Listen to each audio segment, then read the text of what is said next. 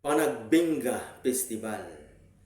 Ang Panagbenga Festival ay nagmula sa salitang kangkanai na nangangahulugang panahon ng pamumulaklak.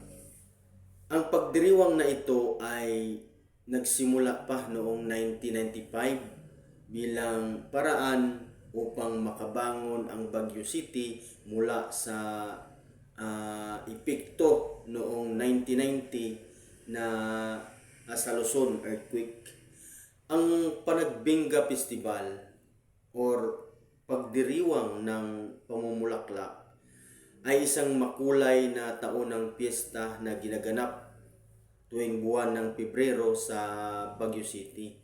Kilala ito bilang Flower Festival na nagpapakita ng kahusayan at pagkamalikhain ng mga Pilipino sa pamamagitan ng mga floral float, street dancing, at iba pang aktibidad.